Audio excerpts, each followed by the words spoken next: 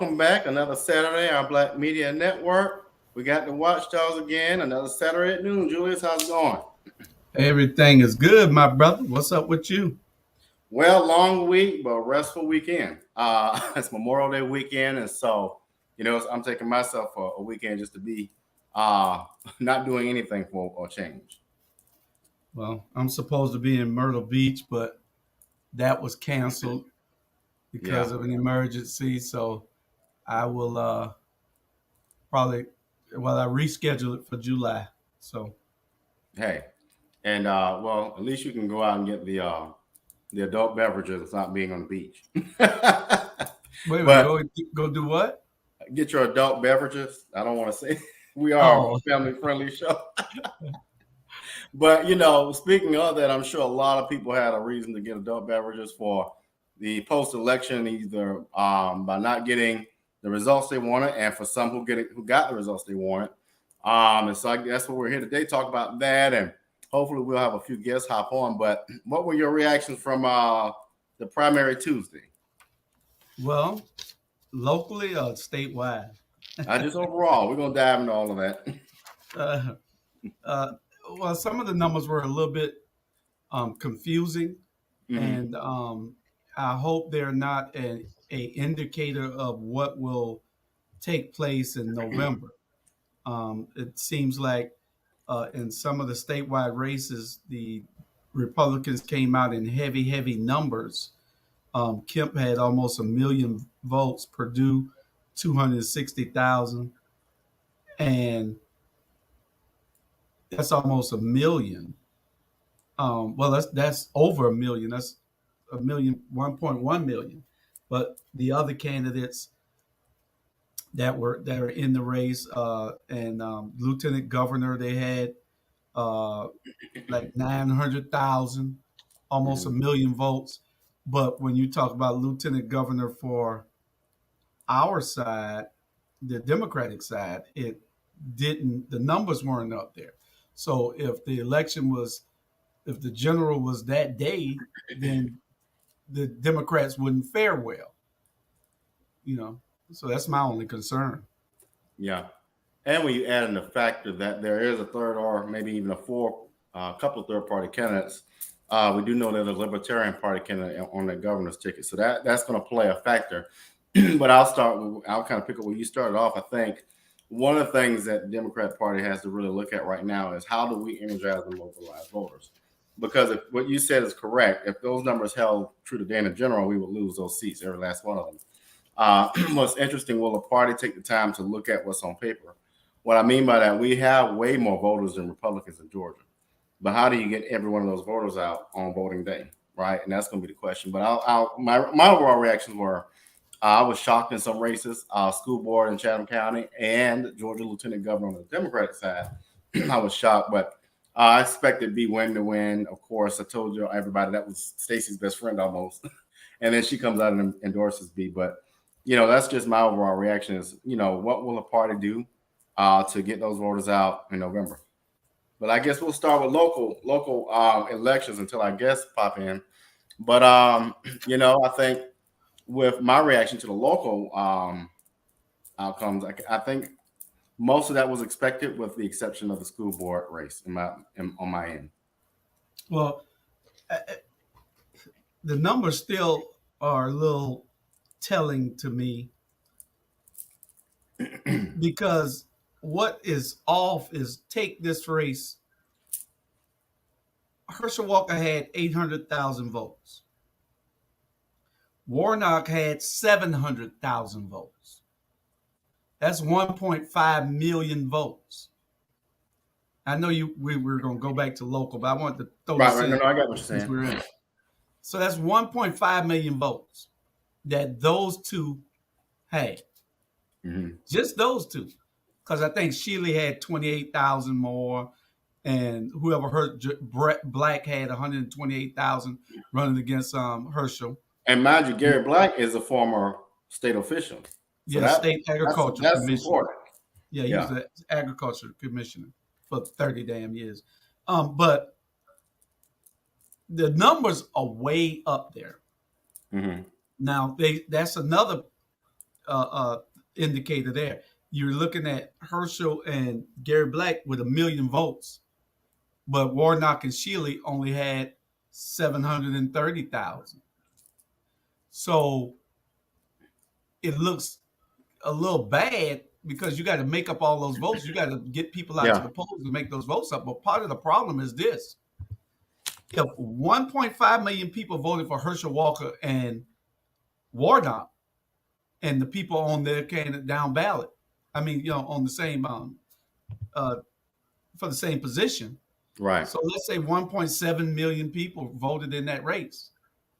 Why didn't 1.7 million people vote in those other races that were statewide? You know why? Well, and I'm going to bring up the numbers too, so we can reference them if I can. But you know why? What's that? The field was so crowded with everybody on. And the second thing is, you had 100 questions to answer. People got tired of that. Right. So they looked for what they wanted. Right. And they voted for who they wanted and disregarded the rest of the stuff. And some people got skipped over because it just don't add up. Because if you're running for agriculture commissioner and labor commissioner, those numbers should be right about the same.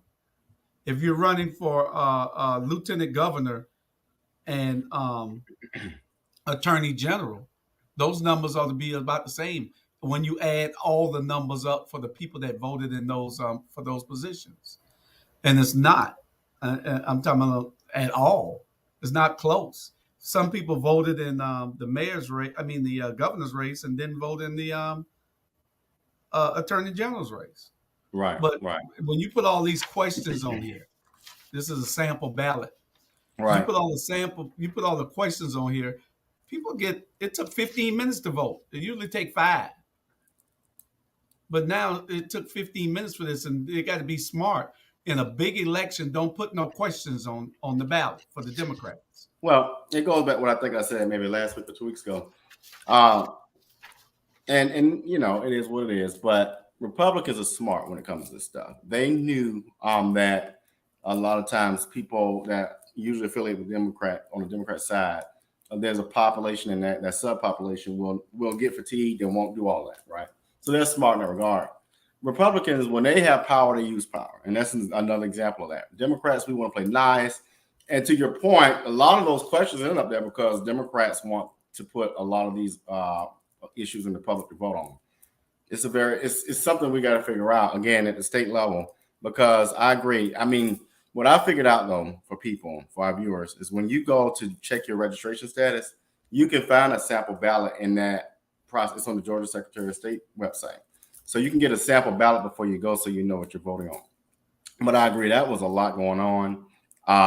Some of that stuff shouldn't be meant on it, like questions like legalization of marijuana. Come on, y'all. We elect y'all to make a decision. If you all can't make a decision, and some of y'all, Democrat, Republicans, and Libertarians, some of y'all need to go home. Yeah, you're right. I mean, it was a lot. And you think about just using our elderly population. I have an elderly father who I took to vote.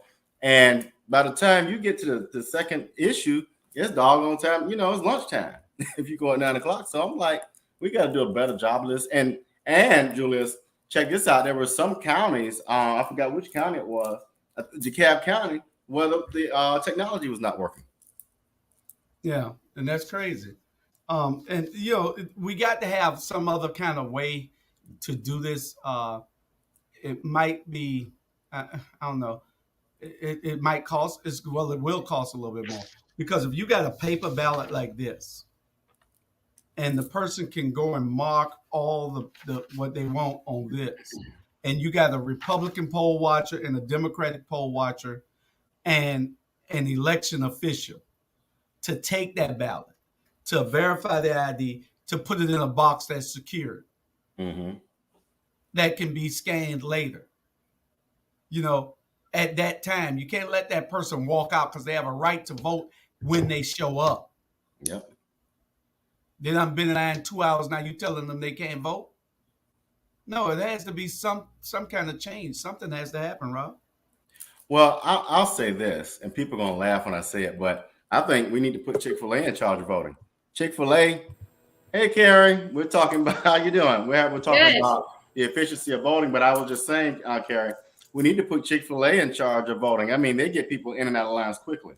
I think we've also got to look at better technology. Like I would say maybe if you have a long line like on a Thursday, you do your regular voting, but you have people in line with like a technology device, an iPad, and watch or make sure there's no tampering while a person votes on an iPad. We got to figure out a way to do this more efficient. I just think that again, we have people on the other side of the aisle that want to even cut back. Like I think Chatham County went from 11 drop boxes for absentee ballots to like 3. So stuff like that, we got to take a look at and make sure that people have more opportunity to vote and less distractions. Yeah, go ahead. It's interesting that you bring that up because I in 2019 and 2020 I did research on it, expanding UACAVA, which is the absentee ballots for college students because of the issues that we had with mailing the ballot and how long it takes. And I actually wrote up a bill and I sent it to the local delegation and I sent it to quite a few different individuals.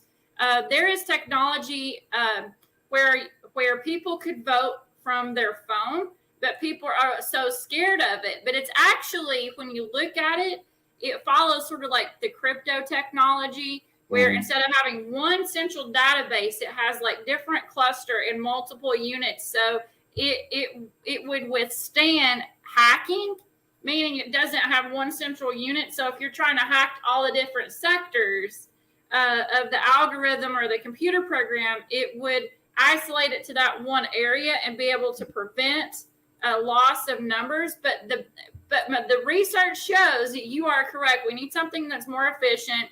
This has been introduced in Colorado and in different very liberal states, but it's cheap. So like the average ballot's $12. If we went to, even for just expanding UACAVA for that program for college students who would get it, it would go from like $12 down to like between 35 to 50 cents on the dollar for a ballot. So it actually dropped the cost down and make voting more efficient in Georgia. Wow, that would be great. Cary, so you have a chance to answer this too. What's up? Yeah, so Julius and I just talked about what were your overall reactions to the statewide race and then locally. So my first reaction was, I think that Warnock's got a heavy road in front of him and Julius corrected me yesterday because he is right. It's 200,000 ballots that Herschel Walker is ahead of Warnock. Yeah. So I think that's in taking consideration that if you look back on the 2020 and 2021 runoff for the numbers for Donald Trump, I think if we were able to project and look at the demographics of who voted for Herschel Walker, a significant number of those would probably be a trend that we saw then, which is a large number of conservative minority male voters. And I don't want to say just black male, because I think that a lot of people, Herschel Walker is a football icon, that he kind of resonates with men over women who are kind of probably over both when it comes to men just not treating women correctly. So right. I think that, women are over it completely. But I think we have a good argument to look at, like, what's going to happen with this race. That would be the first one that I would say. And the second thing I would say is that Stacey needs to come out of the shadows. And if she's going to win this race, she's going to have to get out to the Black Belt of Georgia. She's going to have to go to the rural communities, and she's going to have to work hard. And it's going to take more than a bus trip for her and Warnock to be able to get out the black vote and the minority vote. Yeah, I agree. Correct. I mean, it's interesting you say that. I remember when Warnock and Ossoff were running, it was very interesting, and he really did well then with her on the sideline. With both of them in this race, I wonder. They're definitely going to pull in Ossoff. And I think they're going to maybe have to pull in maybe even Hillary, because I agree with you, CJ. I think there's a suburban white woman voter who's like, I'm not appealed by either one of these. And somewhat, I think Stacey might be a turn off to some of the black women. So, I mean, Julius, what are your thoughts? You say she was turned off? She's turned No, off. I think she's a turn off to some black women right now for a variety of reasons in that subcategory wise. She does come off as this very elite person, and some people don't like that. On the one hand, she's also not gravitating and centering herself with black female issues. That's a problem. So there's certain things that she's not showing this time that she's shown before. Well, they had a very, very, very aggressive voter registration campaign for the last 3 years. Cary has been part of that, and Cary and Jay and Jerome Irvin with APRI, Black Voters Matters, People's Agendas, 9 to 5, all those groups have registered a lot of people.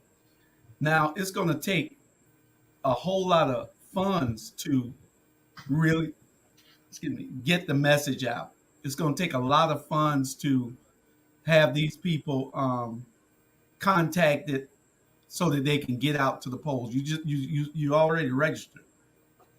You sort of educated them. Now you have to get them to the polls and make them understand why it's important for them to vote. And that's the next hurdle that they have to climb. They've done a lot of registration, a whole lot, a great increase in the voter rolls. After they purged them, they got those numbers back and more. But now you got to get the people out to the polls, and that's going to be the hurdle that they have to climb. And what it is that they're still nearsighted. They don't see everything that's happening in these counties. They're relying on the mayors of these counties. They're relying on people that they've always known instead of going and finding the people that are really connected. Have they contacted you, Robert? Not yet. And as you say that, okay. You say no. Right. Have they contacted you, Cary? No. Okay, they ain't contacted me. We're in the trenches doing everything that we should be doing to reach people. Those people that they're contacting aren't doing what we do, so they're disconnected. They don't really know what's going on. See, they count on popularity. They count on these high-profile people who don't do the work in the field to give them that one-day endorsement. We do it every day. We in the fields every day, but they aren't contacting us. So we'll see whether it pays off for them or whether it hurts them. Now go ahead. What you were saying, Robert? I was saying, it's interesting to me that what you just stated was true. A good number of candidates don't take the time to even sit down and talk to the voters. They come in, they do these grandstanding events, take pictures, and they're out. But what difference, what I would like to start seeing, especially with Warnock and Stacey, sit down with some of these people that you don't talk to every day. Sit down with the elderly community in Savannah or Brunswick or wherever you go. Sit down with some of the young people who are incarcerated, who were in gangs. Start listening to the issues and why the issues are the issues. I think a lot of times we see politicians gravitate to mayors and people in leadership, but they don't live and hear the voices of those who are marginalized. So I would like to see a little more of that, because you're right. They're relying on information, and that information is coming from the elite, not necessarily the people who are experiencing. I'm going to offer the devil's advocate viewpoint that I think is very realistic. I think that there's too much concentration on orientation, whether it's race, gender, and projected demographics. When we're talking about rural versus metropolitan, whether it's Savannah, Augusta, Albany, Atlanta, people in rural communities, they think a little bit different. Of course, I would think minorities would vote for minorities, and that could be a given, but not really. Like we're talking about people in communities that if you come to their community and you meet them, that resonates further than just having a pastor who they see every day telling them who to vote for. People are smart. They watch programs like this. They're trying to learn. They're trying to educate. The voter is more educated. They don't want to be told what to do. Right. So I think that, if you want to get to people, I think Julius always makes a really good point. You got to get out and talk to people. If you're not out working, you can't assume that they're going to vote for you. That's true. But, I know that's devil's advocate, and but that's true to say it, but I'm going to say what's not being said. I'm sorry. No, I think you're right, because I think, and if I could, Julius, pick on Tanya, I think Tanya did a good job of that. She was out knocking on doors at grocery stores, like what Jimmy Carter did, shaking hands and saying, "Hey, I'm Jimmy. I'm this person, and I'm doing this. I need your support." And that gives you that one-on-one interaction. That honestly, Cary, I agree. I think that goes a long way. So, and you're right, Robert. She was out every day in the neighborhoods with nobody else. I mean, some days she took teams on weekends to cover big areas, but then on those days that she wanted to just go back to areas that she knew she had, she still wanted to touch base with those people, knock on doors, deliver stuff, because it's about that personal contact with people. That's how you win races, with that personal contact. If you're not going to start right now, if you're running in the city race to knocking on doors and talking to people, then you shouldn't be in the race. If you're not going to start putting out those feelers and getting those endorsements, I don't know why I got that thing up in my face, then you should not be in the race. But because it takes work. And if you're not willing to do the work, then don't get in the way. I got some friends that always that are saying, why you got that person in the way, right? You got that person, because I'm gonna bust my butt to help that person.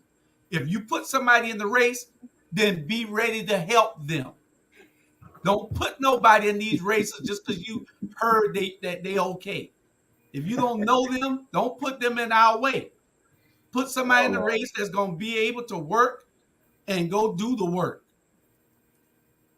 Put somebody in the race that don't mind coming to work some of these campaigns now, so they'll know what to do later on. It's about work. If you don't put the work in, you can beat anybody with a great candidate and a strong team. But I think, and a strong team you got to have, or you got to have a lot of money. You can build a strong team, but you need a great candidate. And I'll say, and I think I've heard both of you all say this. I think a lot of people rely on signs. Signs do not win elections. That you can actually not have. Hallelujah. Huh? I said hallelujah. No, I mean, they're pretty. I mean, they remind people, but you got to do a little more than that. But let's break down some of these local races. I guess we'll start with school board and then go on over to some of them. I want to say one thing before we get into these individual races that I can extrapolate from both of the things that you've said and some of the conversations that we've had outside today's broadcast, is that if you look from 2019, 2020, 2021 to this particular race, we're seeing a trend that people are voting higher on the Democratic ticket on election day. And something Tanya did, which was really smart, is she did a text message a couple of days before the actual election. Mm-hmm. That's true. And that's one of the things that we're incorporating into what we're going to be doing. We got different plans for these candidates, and they got to move into the 21st century. Some of these candidates think that they still need to do it the same way that they've done it 30 years ago. Those methods don't work as efficiently as the new methods. We do things in a steroid type way now. No signs don't vote, but they do influence. If you got signs with your name on it, people see that passing down that highway every day. They're going to, when they go in that poll, they remember your name. They might not be well informed and might not be as informed as we are, so they remember your name. So those signs influence, and you can count probably about 25% of it. another thing that has come into play where old people don't realize. And I'm not talking about old. I'm talking about old thinking, because I'm old. I just look young. Conservative thinking. Yeah, I Conservative just thinking. look young. Social media plays a big part in it. So now you got social media, you got a different way of reaching people with the three ways we just talked about. So those things play into how you win an election. We're not in this to play with it, And I have a questionnaire for candidates when they come to me. The first question is, why are you running? I don't care how great you are. What are you running for? It's a 10 questionnaire questionnaire that Charlie Brown made up. And we ask the people why, these 10 questions, and then we see whether we want to back them. Now I'm gonna tell you one that slipped by because I let Charlie Brown make that decision. You ain't gonna blame my friend Charlie now. Y'all won't even believe this one. We had somebody contacted us, wanted to know whether we would work for him. Now we had an interview with him, and just 2 years ago we had an interview with him, and we sat down and talked with him at over on downtown. And Charlie Brown said, I think he's new, he's smart, but I don't think we can help him because he's getting in too late. And I said, Charlie, I like this guy. I said, he's a pretty smart guy. I said, he could be good. I said, I like the way that he talks. And I say, I like, it's just something about him that I like. Charlie said, no, we're not going to take this one. Now, he's a senior guy. He taught me everything I know, so we didn't take that one. That's the honest truth. But after that was over, I contacted the guy. I went to putting up all his signs and everything. And after talking with him and having lunch with him, I said, man, this guy here's going to be great. That candidate was Derek Mallow.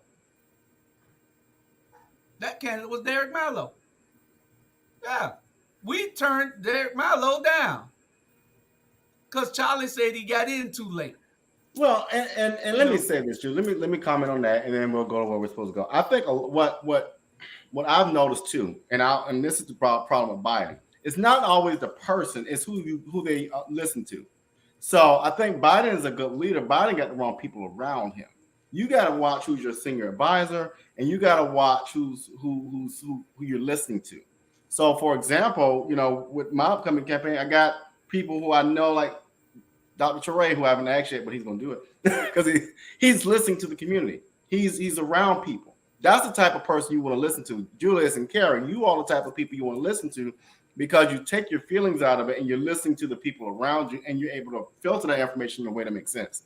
But when you got a candidate who does not want to really pay attention to who's boots to ground, you're going to have yourself in a lot of trouble. And I think Biden is a good example of that. He has some people around him who may not know the issues or who are not providing the best information to him. Well, I'm going to say no comment. We can talk about Julius Hall. We won't tell him. I'm talking about Biden. I'm saying no comment. But he's also, to speak on that, Robert, we have a few issues going on within our ranks right now. And I'm going to come on out and say it. I'm not going to call the names. You're about to of call it. them names. Why you I'm not going to call the names of it, but we got to just make sure you say allegedly, because a lot of people call names. These are some problems that we need to address within our party. Yeah. You have a bunch of personal agendas, and you have a bunch of personal vendettas. You have people at odds because of people putting people in races, and everybody has a right to run. Get out your feelings about anything or anybody in any race. Everybody has a right to run if they're qualified to run. If they're breathing, they have a right to run. So, you get it isn't personal. I got every reason in the world to not like one of the candidates that's running for U.S. House 1 for the state of Georgia. Every reason in the world. But I can tell you if that particular candidate wins, I'm going to back him because it's not about me. It's Right. bigger than me. But you got some people won't back some people because they just won't because it's personal to them. You got to take personal out of politics. You got to have alligator hide and elephant skin in this particular arena. And if you don't have that, you shouldn't be in it. You shouldn't be in it. Well, and I'll even add this. I think I complain about the state level and even with our local level. Yeah, there are going to be things that you don't like, but this will get me. People don't like things, don't like individuals for silly reasons, but yet I'll turn around and go to church Sunday and quote scripture and all this. But I'll leave that to itself. But you're right. If it's truly about the community, if you're a candidate or a voter and you're truly about the community, then you want to advocate and you want to do things that are best for the community, not yourself. And so when you get your feelings in it, it's about yourself. It's less about the community. That's correct. I think you have to look at the person who's running for the office. Are they capable?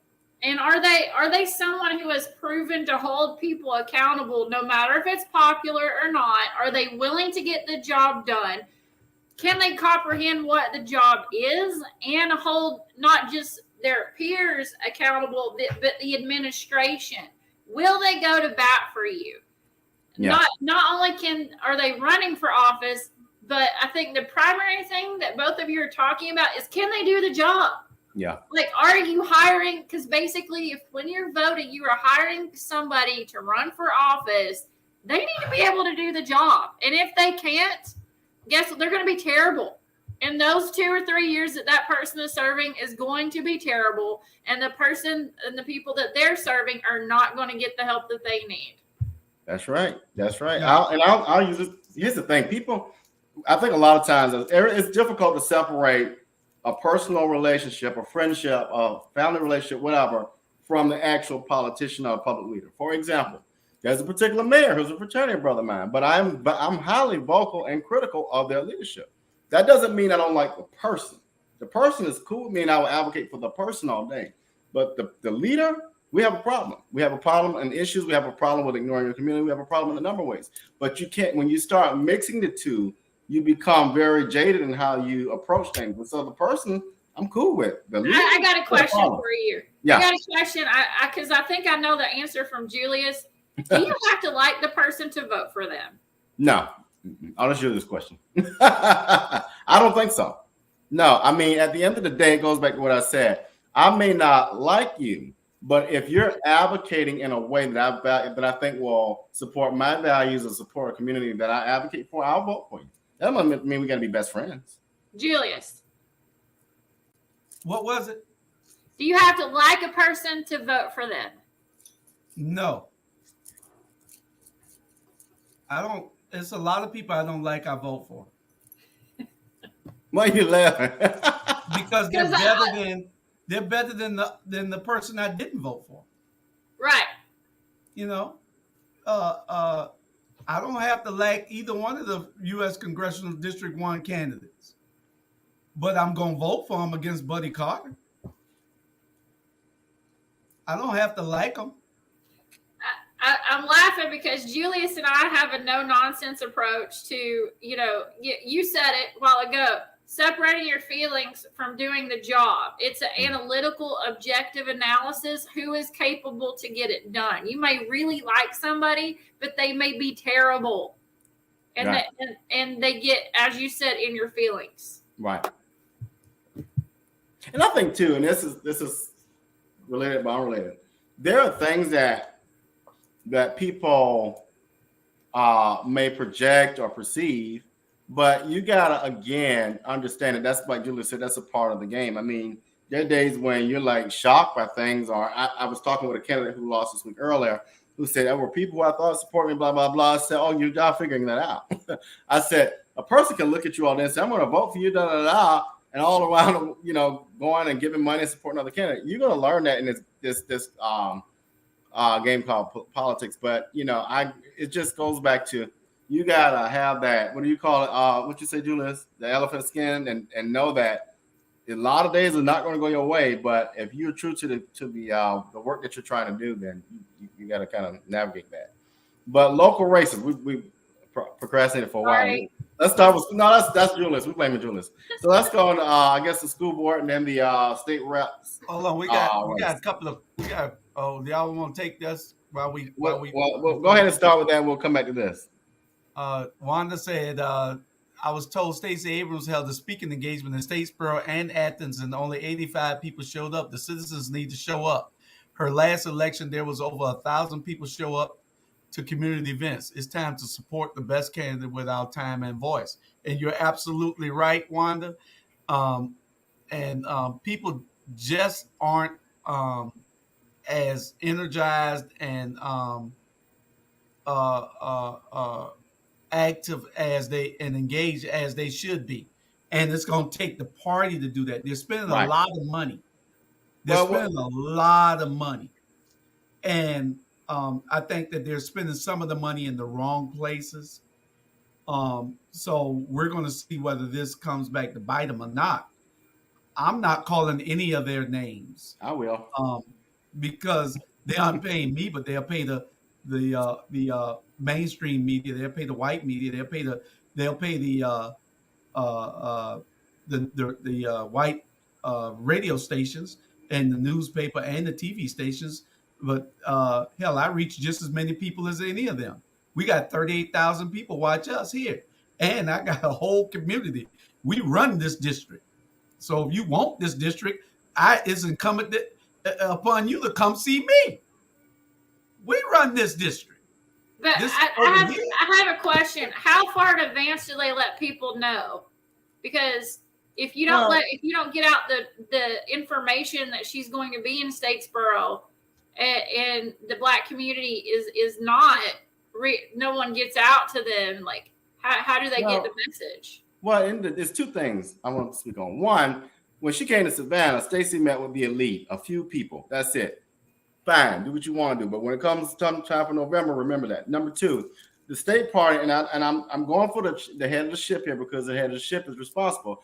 When the state of the Democrats in Georgia stop focusing on that one seat that John Lewis held, Nikema has gotten as the party chair, we need to start doing a better job of rallying and doing bigger programs. We can't just sit and worry about John Lewis's seat and not worry about the thing that you're running. So I think the state party's got to do a better job in working on it as well. I'm going to have Nikema's back on this one because I grew up with Nikema and Young Democrats, and I know Nikema, and I went to her husband was in my program.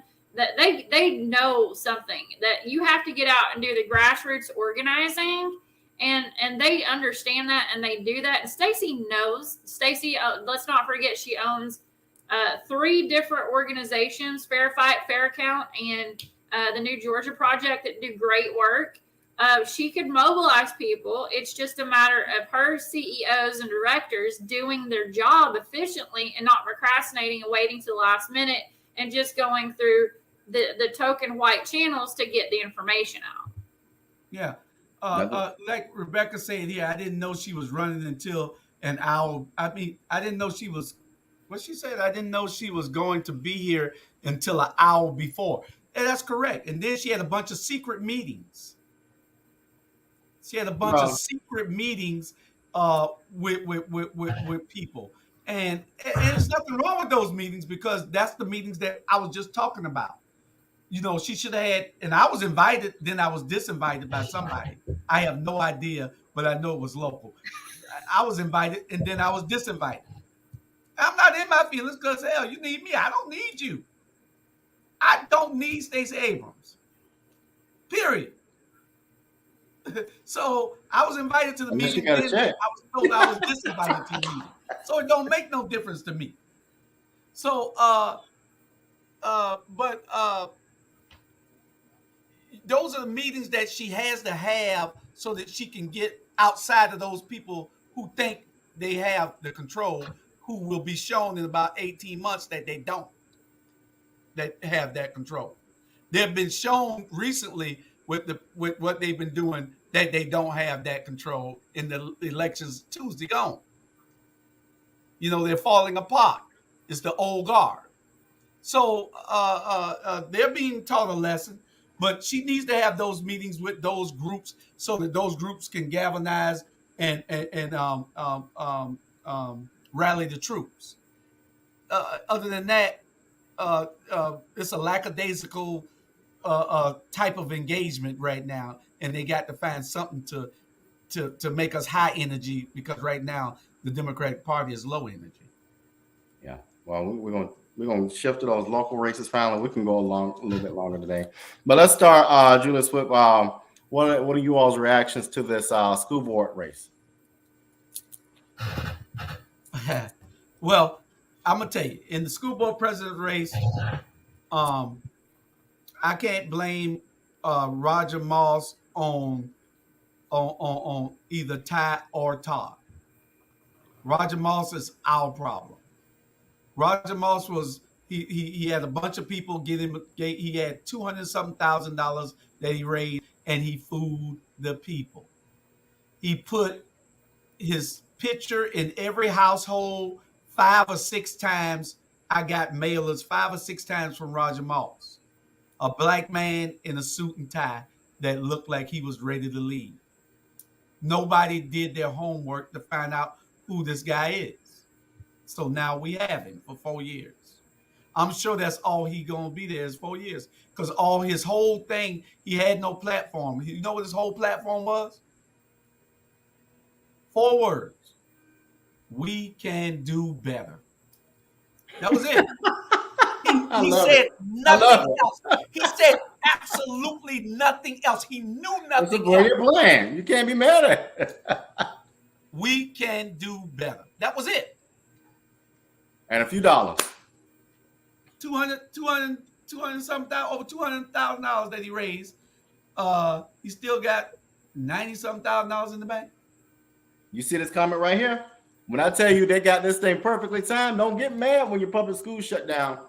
Mark this moment I just said. Don't get mad when the resources start shifting. But anyway, Cary, what are your thoughts?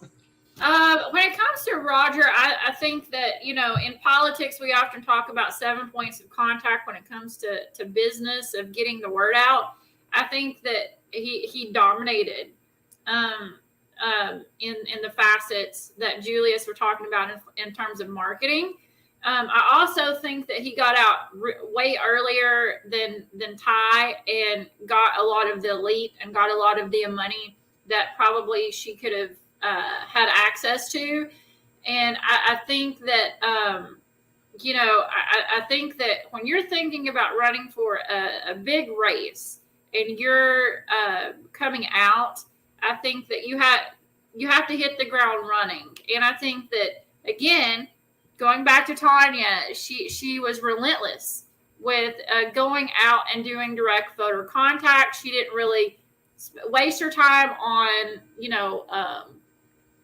a radio, television, but she was smart in the money that she had that she could appropriate. And I think with Roger, he had a good team, and he had a lot of business-minded individuals behind him that advocated and were spokespersons for him.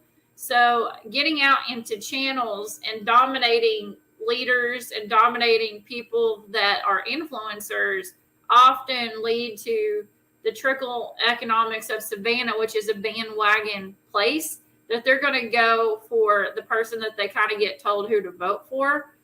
When it comes to, I think he operated in a top down and very grassroots, but I think Ty can learn from this and be able to be like, okay, I know what I have to do next time. I'm going to have to be relentless and do the direct voter contact. Sorry. That's perfect. Perfect. I think Rebecca made the comment, thank goodness the district seats held up, and I agree. I think, I think Roger's not going to be the person a lot of us believe he will be. I see the motive that he's bringing, but thank goodness that the district seats can counteract all of that. But state representative between Mallow and Scott, I think both are great gentlemen. So either one. Regardless who won that race, I would have been happy. What about you all? Same for me. Yeah. I voted in the Democratic primary with one key person, which was Derek Mallow. Yeah. I like Derek. I have a relationship with Derek as far as bills that I've written that I want him to be able to introduce. So a lot of that is thinking about self when I'm thinking about the work that I want to do. And Julius is working on a resolution and a bill that would help people who have served their time and got their rights restored be able to run and limit the 10-year mark to a 2-year mark. And I'm like, in order to get that work done, we need people who are willing to push bills. And if you look at him as a first time newbie in state house, he had a record number of bills that he passed.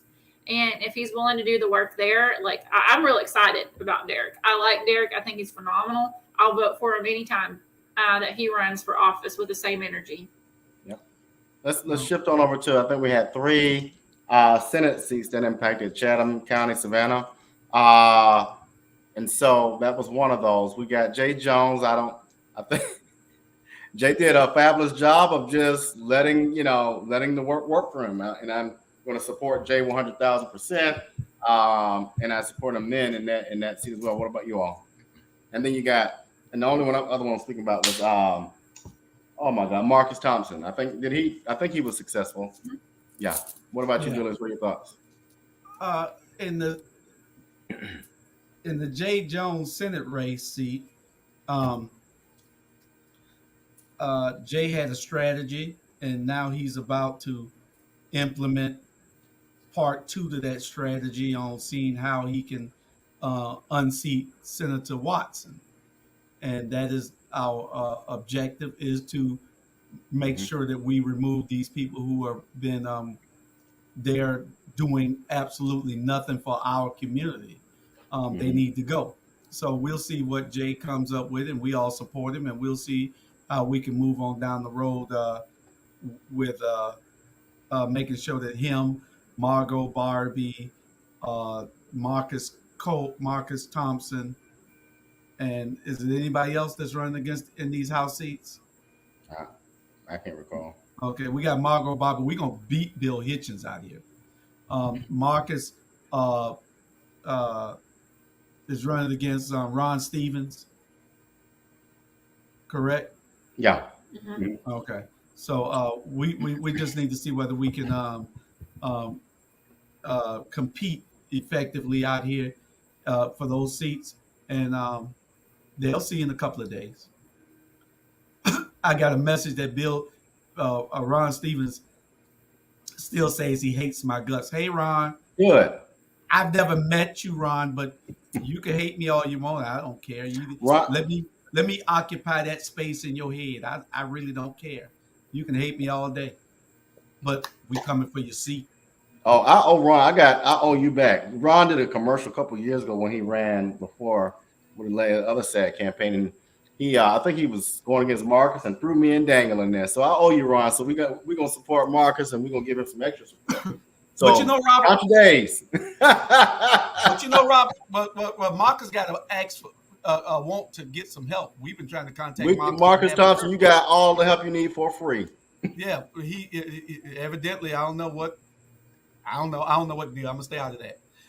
We tried to contact him 2 or 3 times to put him on so we can see where we go at with it. But I'm not gonna help somebody that don't want to help. Marcus and I are friends. I'm getting him right now. Marcus and I are friends, but we talking politics now.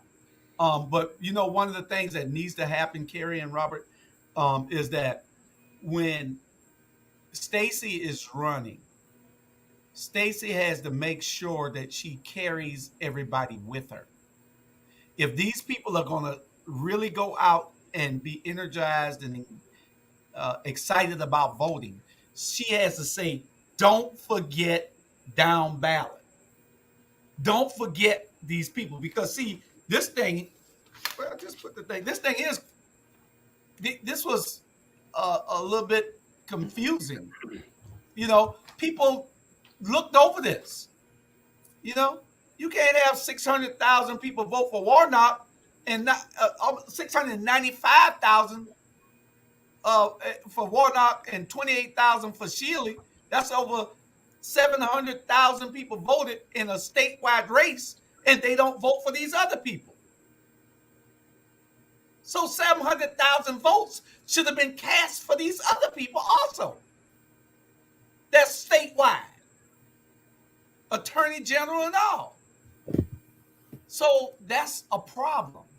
You got to be able to bring these people. They didn't do it with Daniel Blackman. You know, Daniel Blackman shouldn't have lost. They should have carried him. They didn't. Ossoff and Warnock. Yeah. I think Jay is really smart, and I think that Jay is going to do what needs to be done in order to implement strategy and not be afraid to go after folks, regardless if they like him or not. He doesn't care. I don't think he's the kind of person that's going to care. He's out there for the right reasons to get the job done. He is active. And so I think that, you know, he's willing. He has what it takes to beat Ben Watson. You know, these districts, the demographics have changed.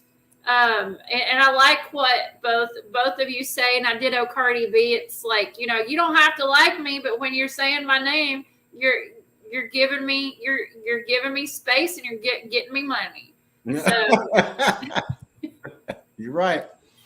You're right. So U.S. Congressional District 1, I think we got Joyce going in a runoff against some person. I won't say the name, but we are I am supporting Joyce Griggs 100% in that race. And so we got a runoff. And for voters and viewers, tell your neighbors, friends, church members, the runoff is coming soon.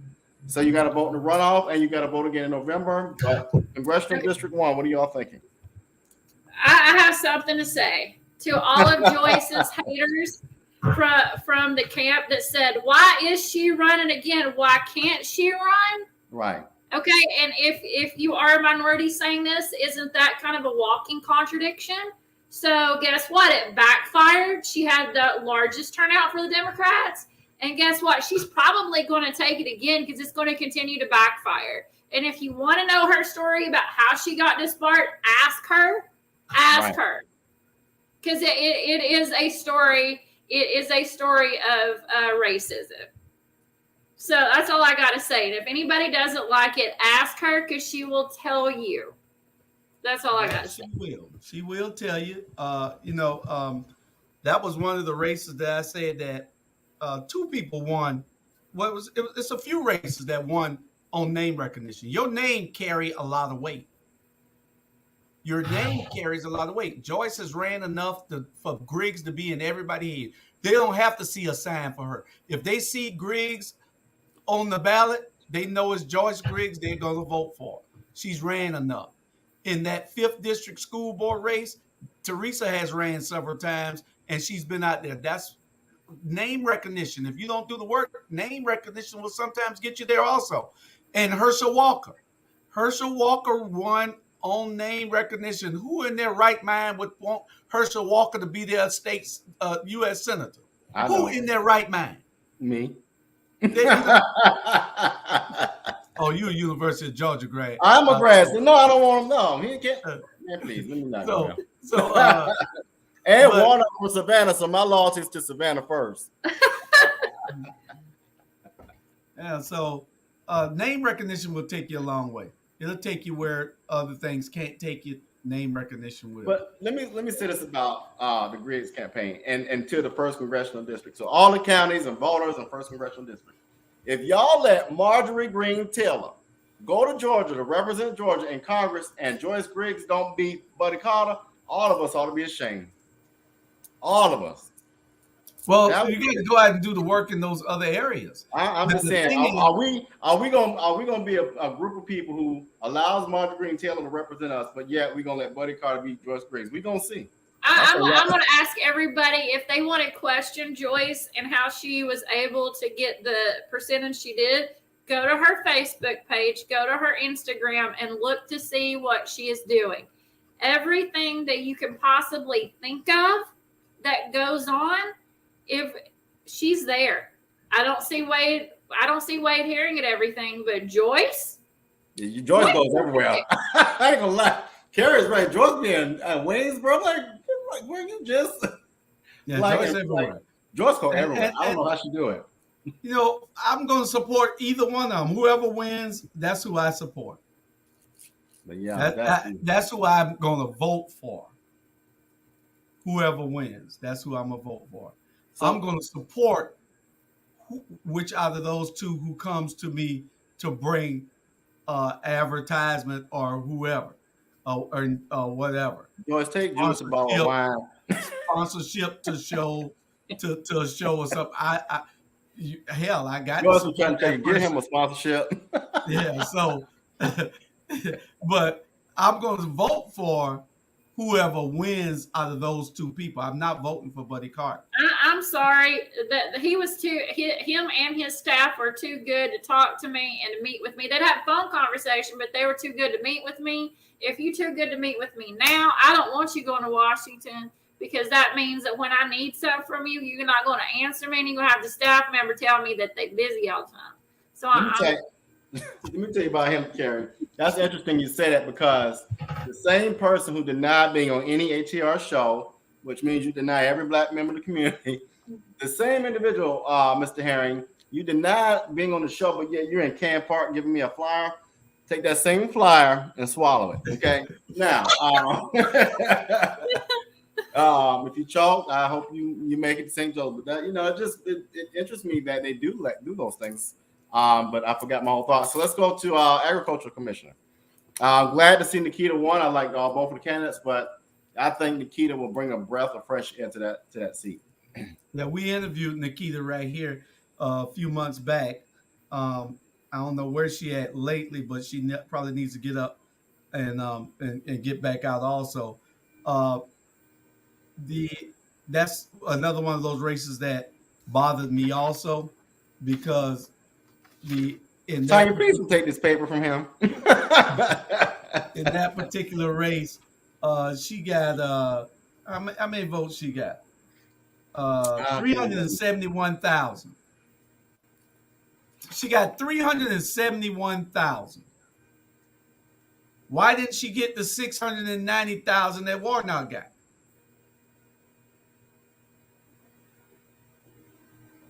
You see what I'm saying? No, you can't listen. I know this thing is too big. Take those questions off in a race like this. You're trying to take over a state. Don't put those questions on there. You can put that on some other off year. Well, this is the off year, but you got to put it in some other time. Robert, when the person talking, you got to scroll them up to the top. What? You saw he do me, Cary. Isn't that rude? You just stopped the whole thought. No. I was like, what? Right. Yeah.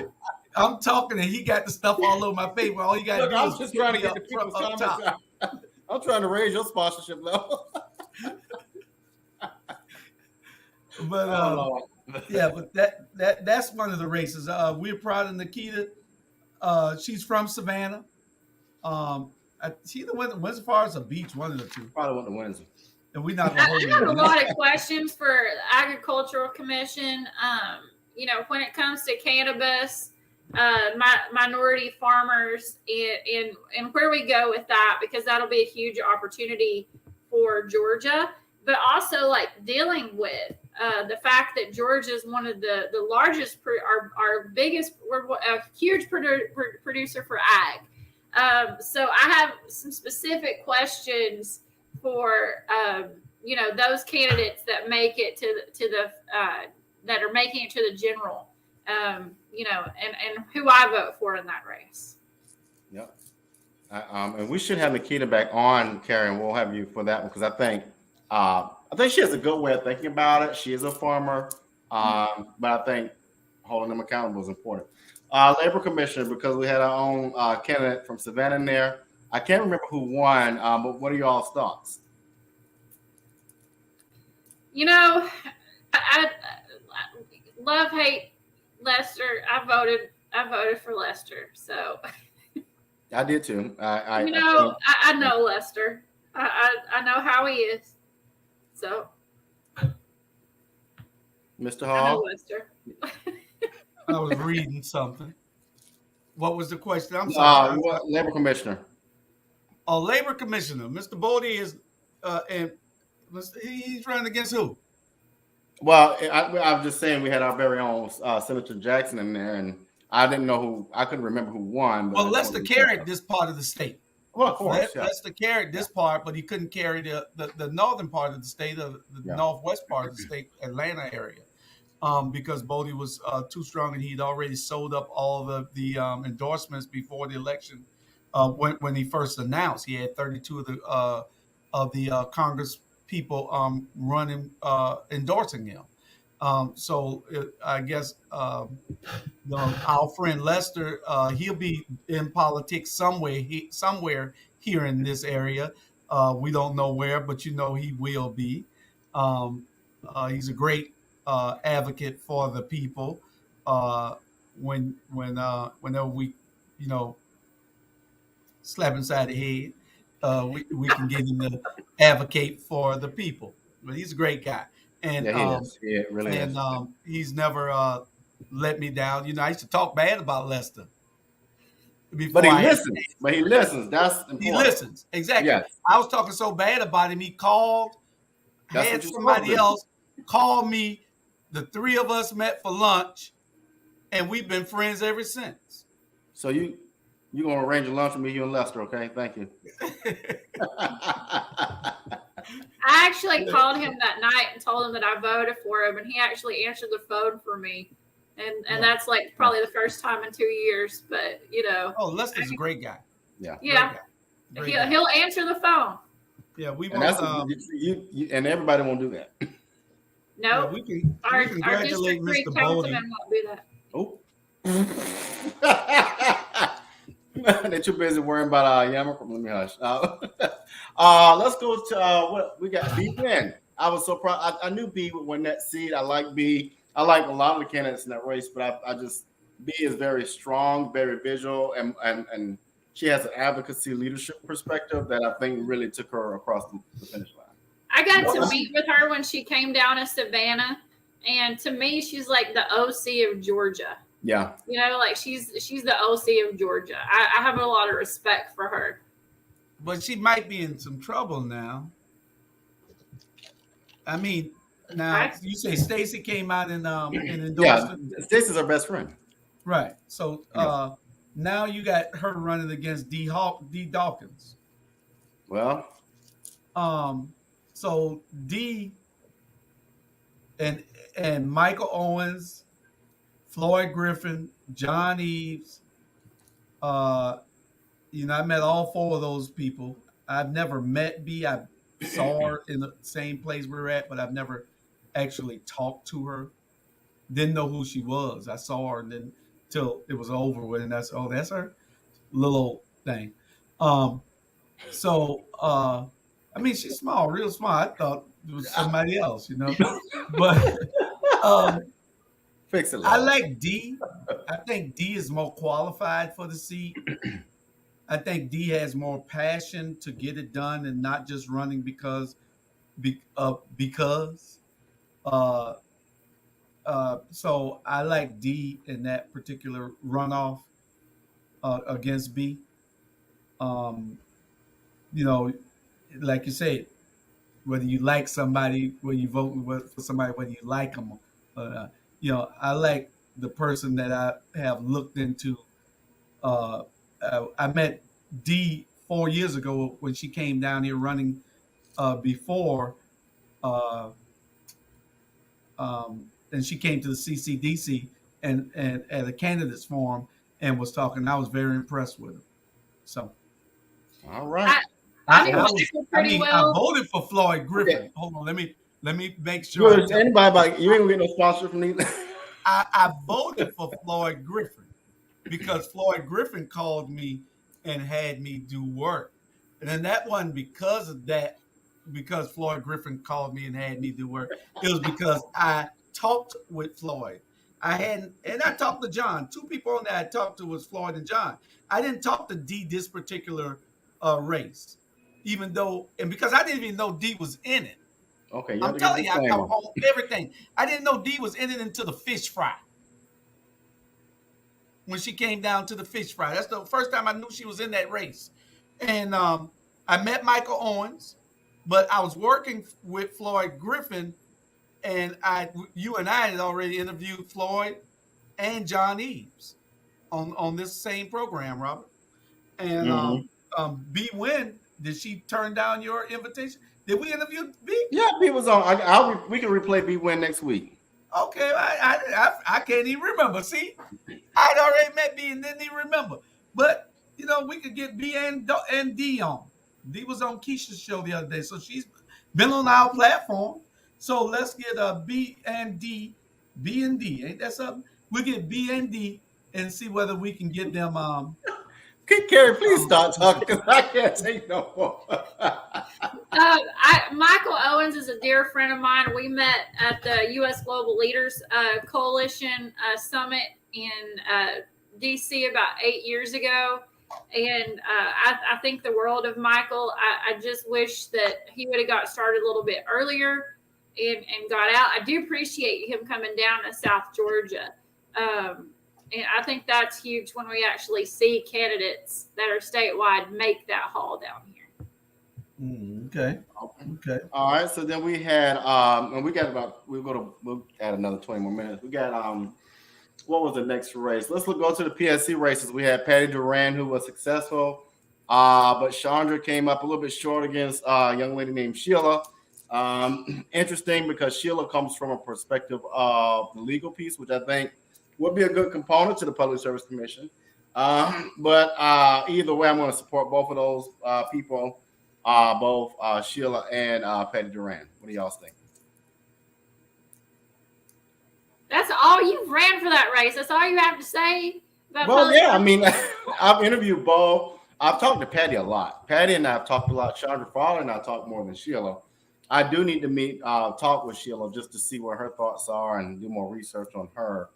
But I think, the one thing I will say with Pat is, I don't know if you knew this, Cary, but well, you did know this.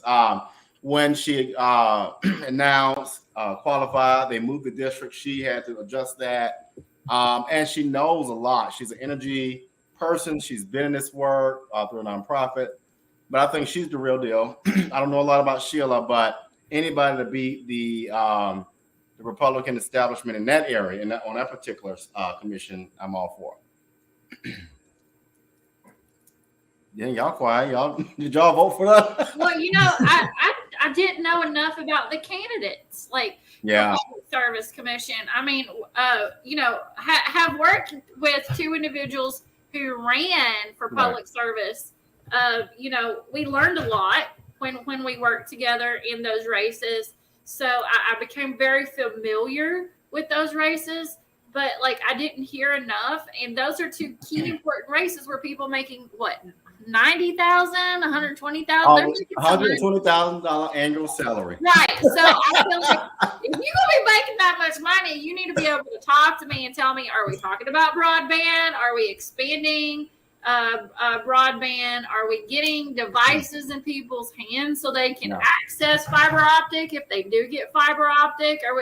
Are we talking about increasing solar for middle income Georgians and people who are minority to have access to those? What are we talking here? So I have some probably key questions for those individuals. They don't just have my vote. I need to do my research. No, I agree. And if I could, Julius, real quick, kind of bookmark that. I agree in that regard. As a matter of fact, Patty does want to come to Chatham County. And so we need to maybe start garnering support for that. I do know for a fact that Patty wants to come down to Savannah to bring that very message. We haven't had the opportunity to do that for her, but I agree with you. You got to get more information out. Sorry, Julius, I want that. Oh, no. I was just going to take us on to the next, to my favorite candidate in the whole race. Was besides the school board District 8 was Education Superintendent Alicia Thomas Searcy. Yeah. She ran away with that race. She's going to be going up against Woods on the Republican side in November. So she's going to need a bunch of help. But here's another disparity. Even though it was 5 people in that particular race for that seat, she had 378,000, just 900 and some votes. So it's 379,000 votes. She had three other people in the race with her, So they took votes also, but I didn't get the numbers on the totals, but it was nowhere near what the Republican side had. And the winner of the Republican side, Woods, he had 800,000 votes. It's work to be done. We're ringing the bell and sounding the alarm right now. It is work to be done that has to be done. If you don't do it, these people are gonna clobber your butts. It's work to be done. Look at the numbers. Numbers don't lie. People do, but numbers don't lie. Well, I think honestly, to go back to that really quick too, and you know, when the Republicans changed the voting laws, especially around absentee voting, that impacted the dates and deadlines, and even with us, you know, I forgot all of that. Well, I didn't forget it. I just didn't have time to prepare for absentee ballots, and we have elderly people in the family, so a lot of people didn't vote because they got caught off guard with these new rules. Again, the education piece that needs to be coming from the state level and the local levels have got to be very, very, very influential before November. Well, I think one important thing happened in Chatham County and maybe some places I know in Gwinnett and Fulton that had high voter turnouts is that there were issues with the polling machines. Yeah. In a lot of key counties, and Chatham was one where 14 different polling precincts had issues, turned people away, and then people were not able to come back, or we couldn't get enough cooperation with extending the hours. And I think that definitely helps. But I think that we really, to your point, Dr. Bryant, I think that we need to be able to get people to early vote and not just rely on election day voting. Yep. What's another race? I think a surprise for me, y'all. I'm not saying it's a bad candidate, but I didn't see this coming. Was Lieutenant Governor. So I'm familiar with Kwanzaa from his work with City Council in Atlanta. I admire Kwanzaa. I've never met him, but he does a lot of great things. But I didn't see that coming. I voted for Kwanzaa because I thought Kwanzaa was a woman, and so I'm sorry, I didn't know Kwanzaa was a man. I wasn't the only one. I was at Joyce's party, and a couple other women were like, "I thought that was a woman," and we voted for Kwanzaa because we thought Kwanzaa was a woman. So, Kwanzaa has a strategy. Yes, it is. My candidate in that race was Renita Shannon, and she came in second, I believe, behind Kwanzaa, if I'm not mistaken. But she was my candidate. But you know what we did show, I don't think but one person that Trump was backing in the state won, and that was Herschel. And Herschel only won because of name recognition. It had nothing to do with Trump.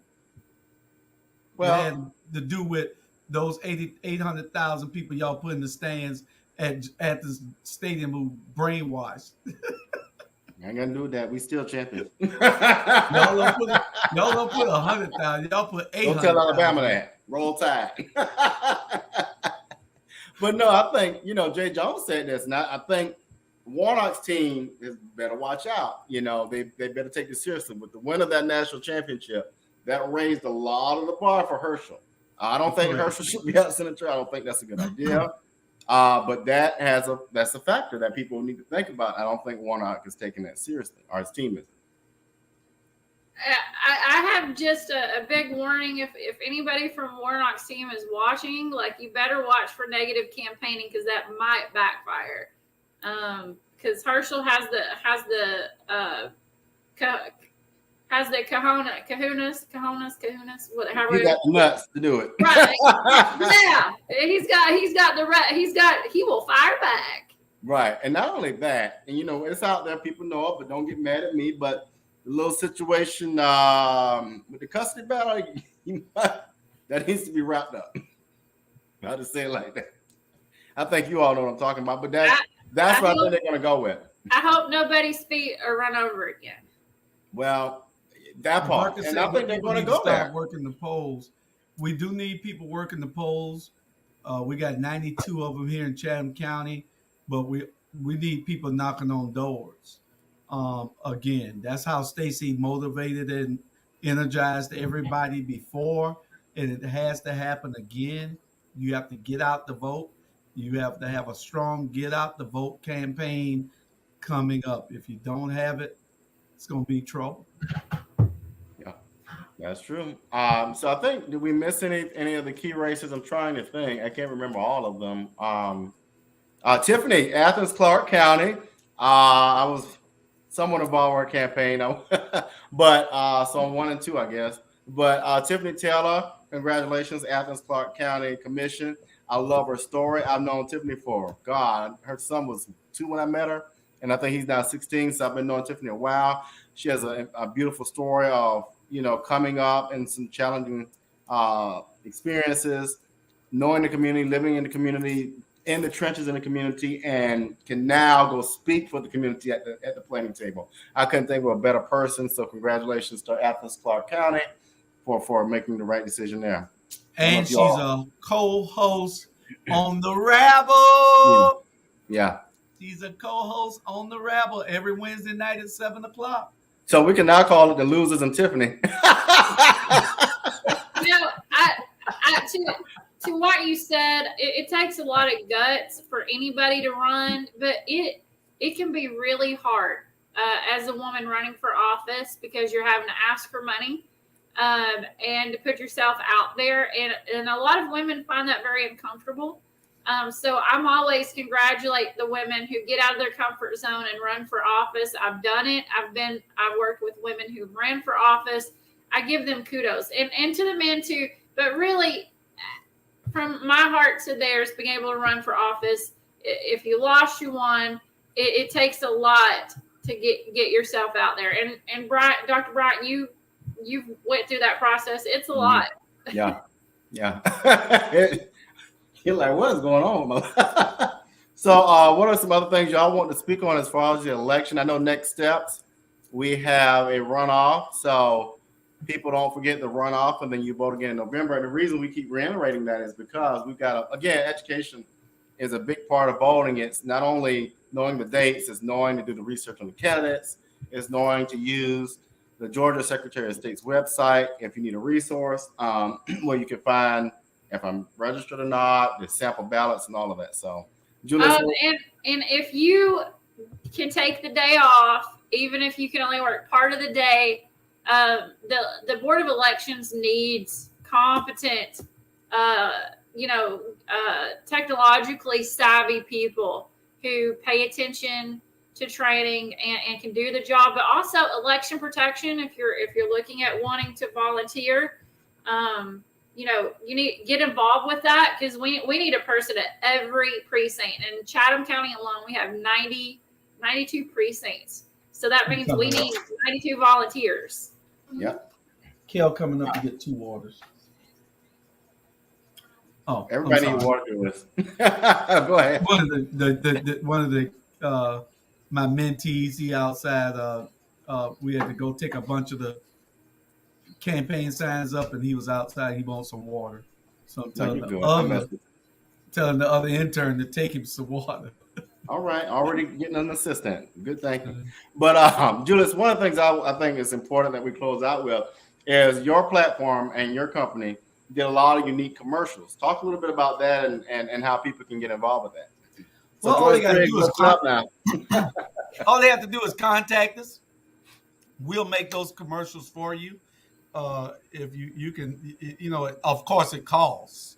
And we got the people to put those commercials together. If you looked at any of the ones for Derek Milo, we made one for Mr. Prelo, Frederick Prelo. If you want to see what type of work we can do with it, we made one for my wife's thank you. And we also made one for her campaign also. But she also did a thank you one. So y'all go back and look at it. And, I could take the stuff down now, if she let me. I leave the Wolverine stuff up. Oh, Lord. The devil bear stuff. Yeah. Ivan is correct. Ivan mentioned the runoff with Recorder's Court judges and 5th District School Board. So, yeah, we got yeah. to talk about that. Them Oh, two. Lord. He about to go on the aisle about Joe Huffman. Yeah. That's the guy. That's the guy. Oh, congratulations to Tammy. Oh, she ran unopposed. So, well, still congratulations. Yeah, congratulations. We've been congratulated her. Right. When nobody qualified, she was congratulated then. But yeah, in the Recorder's Court runoff, which will be June 21st, in about 20, 21, 20, 23 days, 24 days from now, you're going to have a Recorder's Court judge runoff. And of course, both of the guys are my friends. But I'm backing Joe Huffman. Rich is a swell guy, but I'm backing Joe Huffman. Y'all heard me? I didn't hear you. I'm backing Joe Huffman. So I invited Sanders to the Verbatude Hour, but he did not respond. We're required by law because we're a 501c3 with WRUU. So all three candidates were invited. Burton came on, and so did Huffman. And, if Sanders wants to come on, he's welcome, but he has to return a phone call and return a message on Facebook. And let me say this, judges are not supposed to be partisan. No. Because they have to rule in a way that is nonpartisan. Right. So I would say just have a conversation with the people who you were having to weigh on who you're going to give your vote on.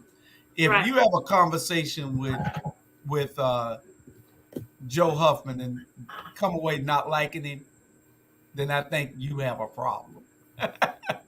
The guy, I'm serious. The guy, he's very down to earth. The guy won me over. We talked for an hour and a half. The guy won me over. Everything he said was, not against anybody. It was to do the right thing. He believes that your second chance don't have to come when you're released from prison. Your second chance can come before he sends you there. You see what I'm saying? Most people think that it's just lock them up and throw away the key. This man says, no, the judge needs to weigh whether that person is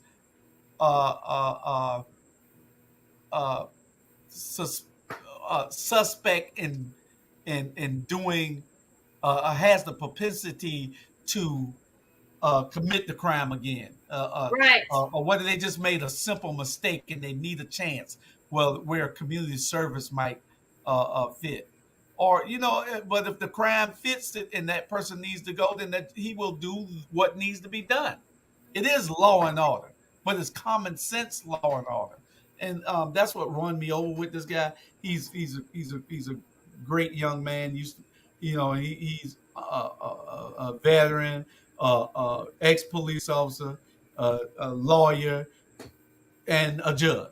So what better place for this man to be than Recorder's Court of Savannah? Because I believe he'll be like that judge out of Connecticut up there that is going to. Oh, you can't pay it? Okay, well, we're going to see whether we can work something out. No, he ain't going to do that. But I'm saying he's just a good guy. Well, I like when I had him on the Verbatude Hour that he would answer any question I had. And if he couldn't answer it, he told you why. And said, I can't do that. As a conflict of interest, I can't answer that. I as a judge, I can't answer that. But if somebody wants to come and see me individually as a lawyer, then we have a different conversation. But I do like the fact that we had an educational conversation for 30 minutes on the show. I was very impressed with him. He didn't come off as a politician.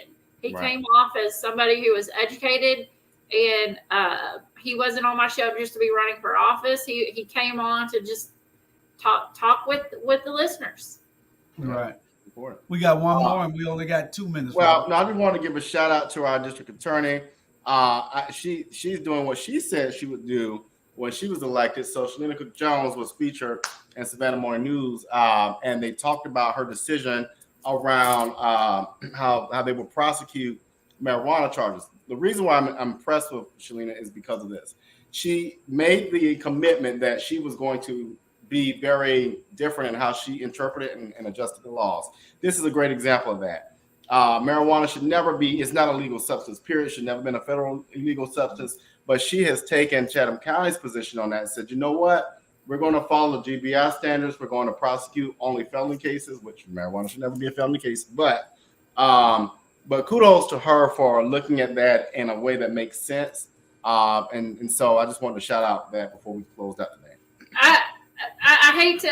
I just want one thing. I asked both judges about this because I've seen a trend in Georgia.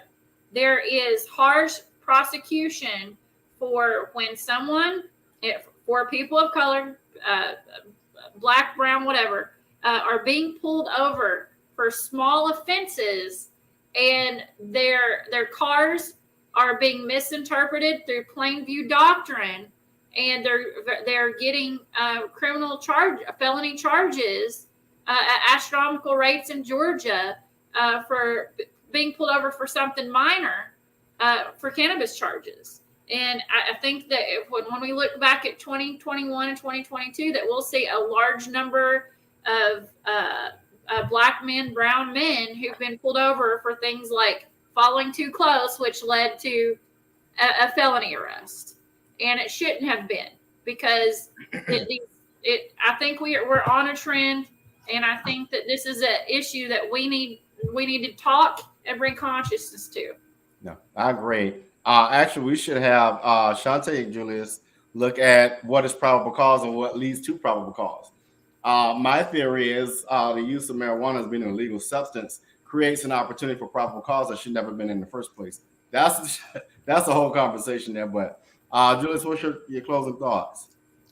Well, I just want everybody to know, tune in at 6 o'clock. Pastor Smalls, I'm sure he has something to say about this election and everything that's going on. One thing, we missed a couple of races, but Pastor Smalls did a couple of endorsements, and his endorsements actually won. You know, so you got to be able to understand. We need another lunch with Pastor Smalls, so you got 2 lunches to schedule. Yeah, so you know he endorsed Ann Ellen Westbrook, and she won. I mean, you know, and it was another. Well, he didn't endorse Bodie, but he had Bodie on the show. You know, you got to be able to come on these shows and talk to people if you want to do anything. We reach a lot of people, and not only when you reach those 200 or 300 that might be on watching it at one time, they're gonna tell other people that they like you. Mm-hmm. So it's word of mouth. You know, this wasn't available years ago, so a lot of people are still thinking the old-fashioned way. When I told you this is 25% of the electorate right here watching these programs. The other 25% is knocking and talking to people on at the doors. The other 25% is having a strong candidate. And the last 25% is having a strong team or strong money. You know, they go you 100%. So it works. And that's the new formula. You can say what you want. I know what the hell I'm talking about. I do this for a living. So y'all just have a nice weekend. This is Labor. What day this is? Memorial Day weekend. Mm-hmm. And thank you both for the opportunity to be on today. Well, thank you for coming. This is good. You can come anytime you feel like you want to holler at me and Robert. Yeah, we be by ourselves. All right, y'all have a good weekend now. Bye. All right.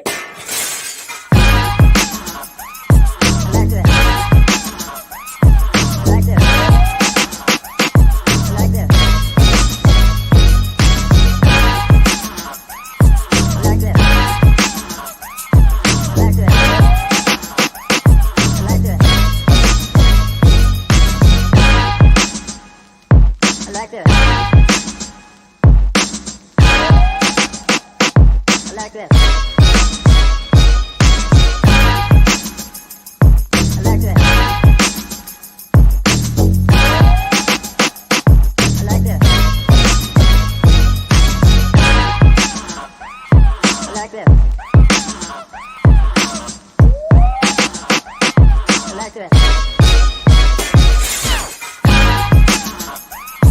Like this. Like this. Like this. Like this. Like this. Like this. Like this. Like this.